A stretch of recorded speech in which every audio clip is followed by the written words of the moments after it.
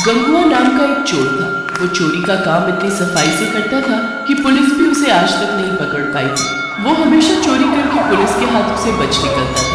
गंगुआ रोज रात को चोरी के लिए निकलता और किसी न किसी बड़े सेठ के घर में हाथ मार ही लेता था। गंगुआ की पत्नी ममता उसे कई बार चोरी के लिए मना करती, पर वो अपनी पत्नी की बात नहीं मानता था।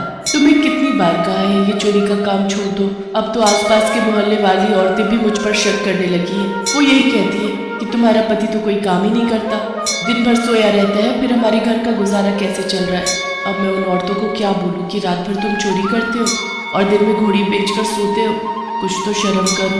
अरे क्यों सुबह सुबह मेरी नींद खराब कर रही है, सोने दे। वैसे भी कल रात चोरी करके कुछ भी हाथ नहीं लगा।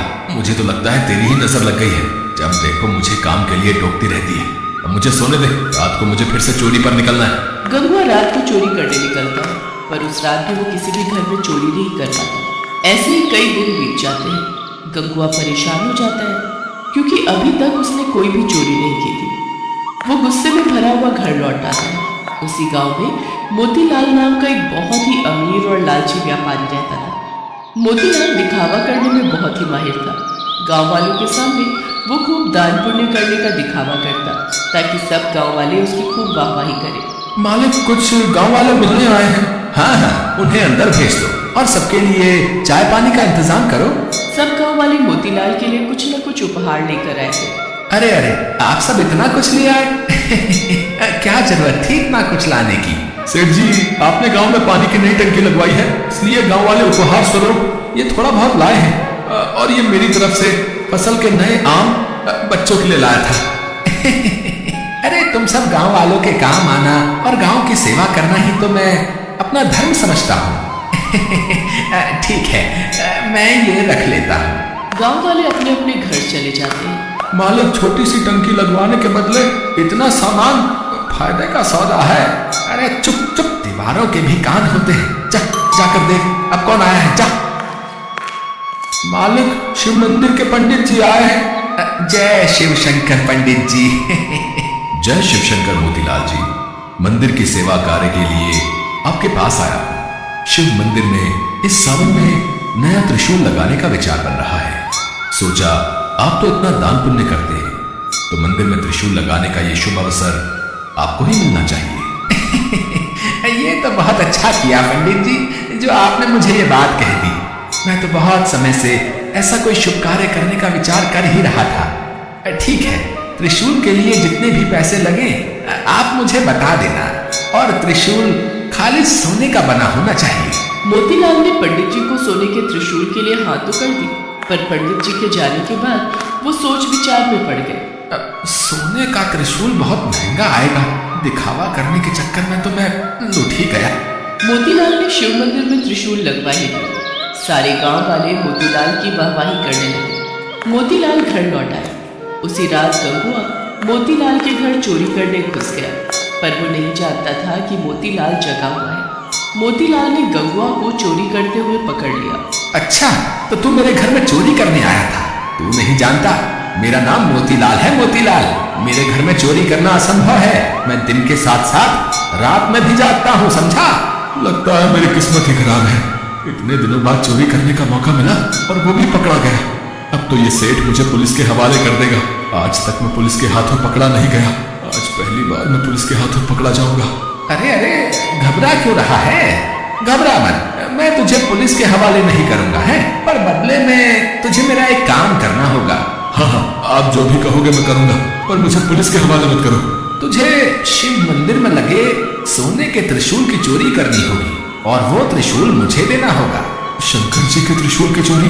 पर हाँ, शंकर जी के त्रिशूल की चोरी।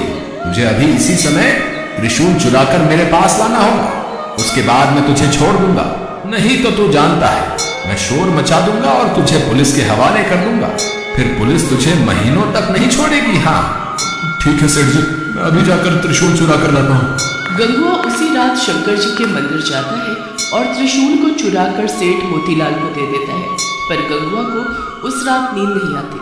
अगले दिन सुबह पूरे गांव में शोर मच जाता है कि शंकर जी के त्रिशूल की चोरी हो गई है। सुनो जी, तुम्हें पता है शंकर जी के मंदिर से सोने के त्रिशूल की चोरी हो गई है। कहीं ऐसा तो नहीं कि त्रिशूल तुमने चुराया? मुझे सच सच बता दो, अगर तुमने ऐसा अनर्थ किया है तो भगवान से क्षमा मांगकर त्रिशूल वापस मंदिर में लगा दो।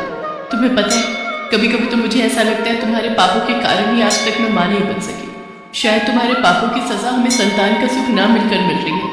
ममता रोने लगती है।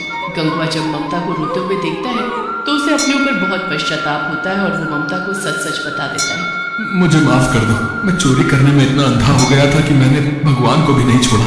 मैंने अपने आप को बचाने के लिए शंकर जी के त्रिशूल को चुरा लिया और उस लालची सेठ मोतीलाल को दे दिया। अब मैं क्या करूं ममता? तुम पंडित जी को और गांव वालों को सब सच बता दो, डरो नहीं। सेठ मोतीलाल तुम्हारा कुछ नहीं बिगाड़ पाएगा, मैं तुम्हारे साथ चलती हूँ। गंगवा मंदिर पहुंचता है। वहां पर गांव वालों की भीड़ लगी थी। सेठ मोतीलाल भी मंदिर में ही खड़ा था। सेठ जी, आपने इतने मन से भगवान शंकर के मंदिर में त्रिशूल लगवाया और देखिए कल रात को चोरी हो गया। सचमुच मैं इन सब बातों के लिए बहुत शर्मिंदा हूँ। पता नहीं चोर मंदिर के भीतर कैसे घुस गया। कोई बात नहीं पंडित जी, भगवान की जैसी मर्जी।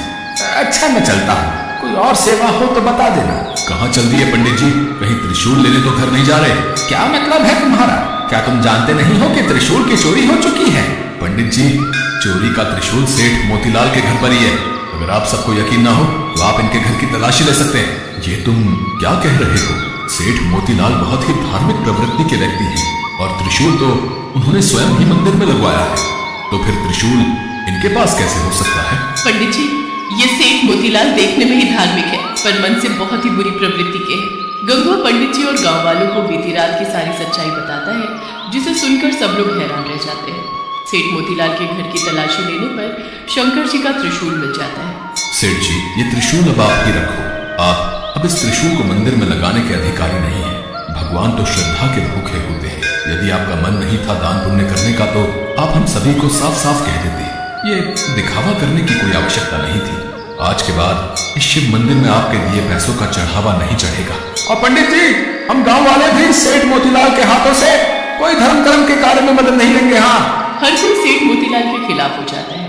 सेठ मोतीलाल अपना समूह लेकर घर चला जाता है। हे भोले शंकर, आज मैं आपके सामने ये प्रण करता हूँ कि मैं आज के बाद कभी भी चोरी नहीं करूंगा। हमेशा मेहनत की रोटी कमाऊंगा।